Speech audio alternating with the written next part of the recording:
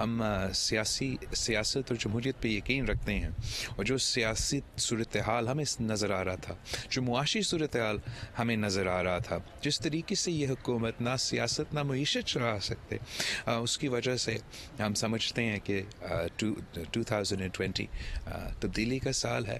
جس طریقے سے وہ معاشی صورتحال، ہر آدمی، ہر فرد اس وقت مہنگائی، غربت اور بے روزگاری کا شکار ہے.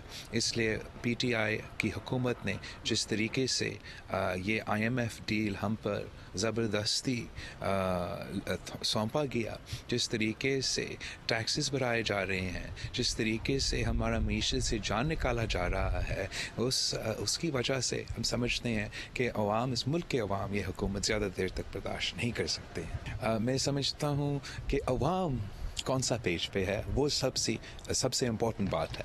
اور اس وقت پاکستان کے عوام بہت تنگ ہیں، اور جو انسٹیٹیوشن، جو سیاستدان، جو سیاسی جماعت عوام کے ساتھ نہیں دیں گے، ان کا مستقبل نہیں ہوتا. اپوزیشن کے پاس اور پاکستان کے عوام کے پاس بہت سے آپشنز اویلیبل ہے. ایک جو زیادہ تر بات ہوتا ہے وہ ان ہاؤس چینج کا بھی بات کیا جاتا ہے.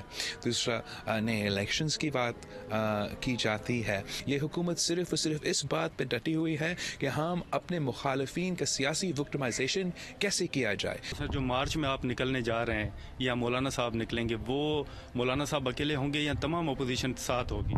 مجھے مولانا صاحب کا اسکیجول کا نہیں پتہ. میں نے پہلے ہی اعلان کیا تھا کہ ہمارا جو جدوجہد ہے مہنگائی اور اس PTIMF بجٹ کے خلاف، اس کا ایک نیا پہلو مارچ میں شروع ہوگا. اور اس اعلان، جیسے ہی میں نے وہ اعلان کر دیا، عمران خان صاحب کی جو نیب ہے، انہوں نے ہمیں نوٹس بھی بھیجا گیا، دباؤ میں ڈالنے کی کوشش کیا، تب کھانے کی کوشش کیا، لیکن ہم پیچھے ہٹنے کو تیار نہیں ہیں.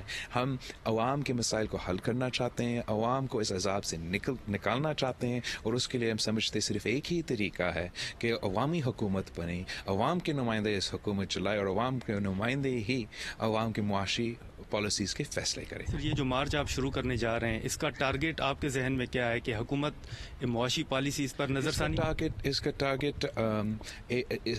ٹارگیٹ یہ ہے کہ ہم پاکستان کے عوام تک جو معاشی صورتحال ہے اور جو ہمارا موقف ہے وہ پہنچائے.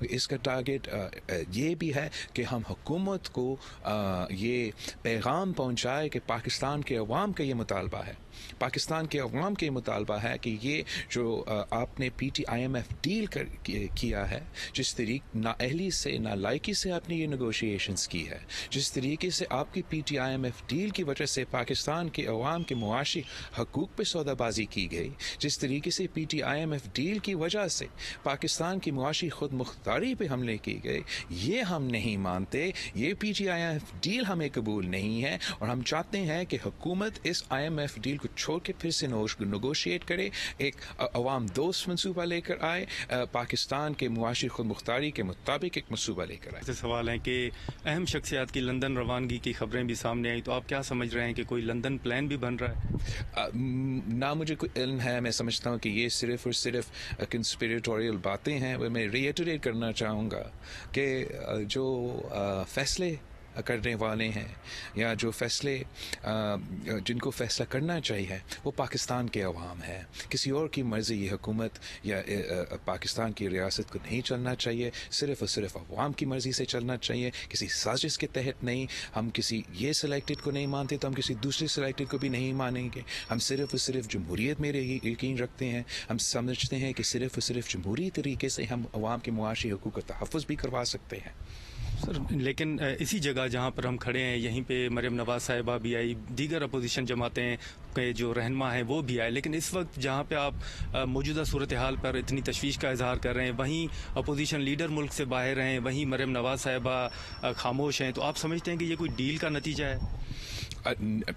نہیں، میں سمجھتا ہوں کہ ہر سیاسی جماعت کا اپنا کردار ہوتا ہے، اور میں امید رکھتا ہوں یہ کوئی ڈیل کا نتیجہ نہیں ہوگا، یہ کوئی مکمکہ کا نتیجہ بالکل نہیں ہوگا، اور ہمیں سب پاکستان کے عوام کے جو خواہش ہے، جو مطالبات ہیں، ان کو سامنے رکھتے ہوئے ان کے خواہش کو پورا کرنے کی کوشش کرنا چاہیے. اور بطور پاکستان پیپلز پارٹی کے چیئرمین میں ملک میں موجود ہوں، میں کہیں بھاگنے نہیں والا ہوں. میں عوام کے جو ایشوز ہے، عوام کے جو مسئلے ہیں، ان پہ اپنا آواز اٹھاتا رہوں گا، خاموش کبھی بھی نہیں ہوں گا، اور ہم اس جدوجہد کو جاری رکھیں گے. سر ایک لاسٹ صرف کوشچن کہ مولانا صاحب نے جو ان کا ایکسپریس وے پہ دھرنا تھا، اس پر کنٹینر پہ آپ بھی نظر آئے، دیگر جماعتوں کے رہنما بھی نظر آئے، لیکن اب ایک اہم انہوں نے بات کی ہے کہ معاہدہ تھا، یقین دہانی کروائی گئی تھی.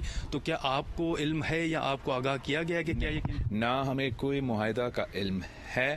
ہم دھرنا کے دوران بھی اس بات پہ اعتراض کرتے تھے کہ ہم جمہوری طریقے مانتے ہیں، اور ہم کسی اس قسم کے معاہدے کے نہ حصہ تھے، نہ حصہ ہو سکتے ہیں. Thank you sir.